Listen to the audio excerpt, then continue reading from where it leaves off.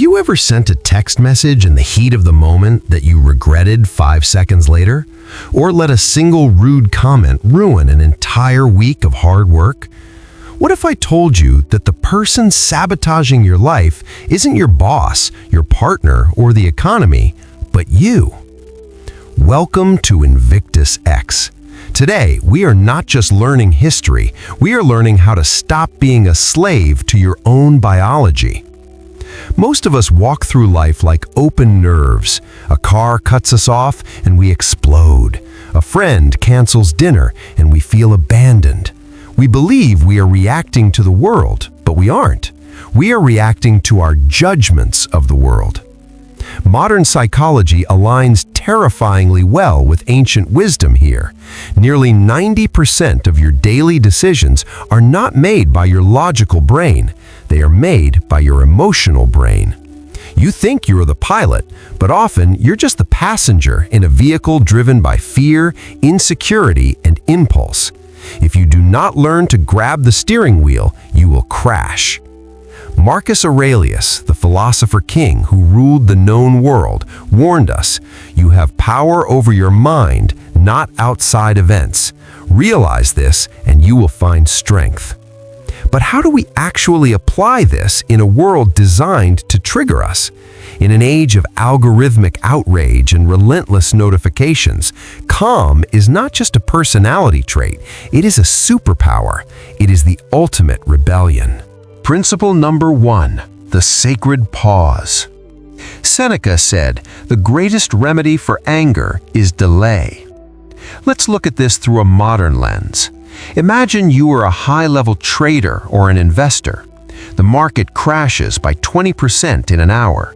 The novice trader panics, sells everything at the bottom, and locks in a life-altering loss. That is a reaction. The master investor? They pause. They step back. They assess the fundamentals. They see the crash not as a disaster, but as a discount. That is a response. We found a fascinating insight on GLASP regarding this exact mechanism. It highlights that instead of allowing insults or chaos to provoke a reaction, we can choose to respond with indifference, effectively neutralizing the power that external forces have over us. It's about creating slack or space in your mind. In your life, this slack is the sacred pause. It doesn't require high intelligence, it requires biology. When you feel the heat rising in your chest, that email from your boss, that criticism from your spouse, force a system override. Try this: 3 conscious breaths. Inhale deeply, the trigger. Hold, the space between stimulus and response. Exhale slowly, the decision. By the 3rd breath, the cortisol in your brain begins to flush out. You move from the animal brain to the human brain. This pause is the invisible shield of the strong. It saves marriages, it saves careers, it saves dignity. Principle number 2, the mirror of truth. Epictetus taught us a brutal lesson. When you are offended at any man's fault, turn to yourself and study your own failings. Let me tell you a story about a young executive named Elias. Elias prided himself on being a perfectionist. One day, a colleague pointed out a typo in his presentation during a board meeting. Elias didn't just get annoyed, he was furious. He spent 3 days stewing over it, complaining about the colleague's arrogance. But why did it really hurt? It wasn't the typo. It was Elias's deep-seated insecurity that he wasn't good enough, that he was an imposter. The colleague just held up a mirror. Every time you are triggered, the world is handing you a map to your own insecurities. If rejection destroys you, it's because your self-worth is built on sand. If a delay in traffic ruins your day, it's because you haven't cultivated patience. The Stoic approach is to flip the script. Don't say, "He made me angry." Ask, "Why did I give him the keys to my emotional state?" As we saw in Insights on GLASP, the Stoic philosophy for high-stress environments like trading or leadership requires deep self-awareness to avoid poor decision-making. You must be your own psychological coach. Principle number 3, the inner fortress. Marcus Aurelius wrote, "Men seek retreats for themselves in the country, by the sea, in the mountains, but peace is found within." We live in a transaction economy. We trade our time for money and our peace for status. We build our happiness on things that can be taken away. If your peace depends on your bank account, a market crash steals your soul.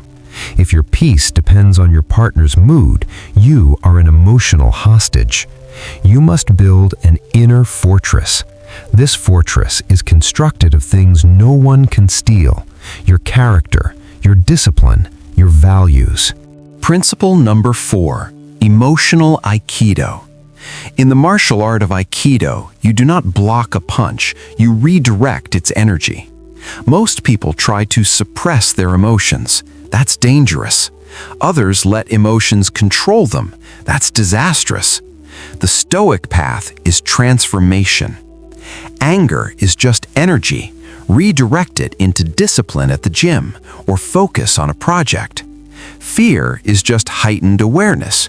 Redirect it into preparation and prudence. Jealousy is a signal of desire. Redirect it into ambition to better yourself. Seneca reminds us we suffer more often in imagination than in reality. Don't let the energy stagnant and rot into anxiety. Move it, use it. Principle number 5, the Phoenix Principle. Life will break you.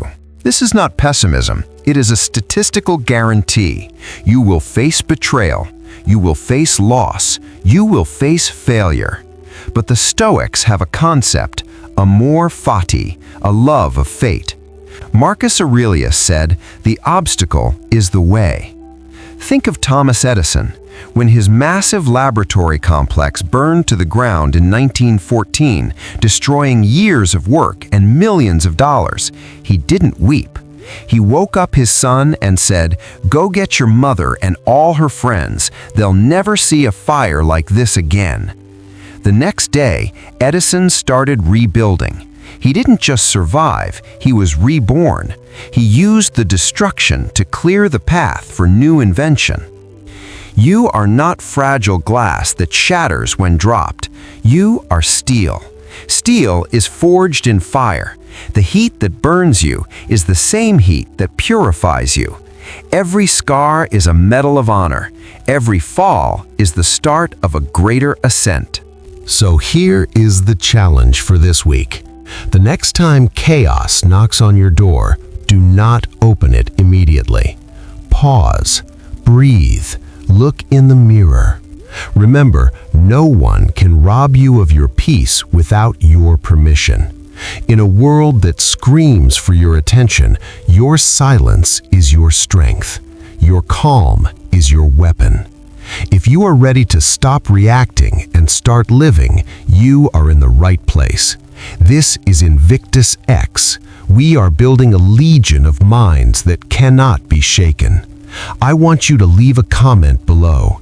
Tell me one habit you're going to change this week to regain your control. Write, "I choose wisdom over reaction." Share your story. Let's build this fortress together.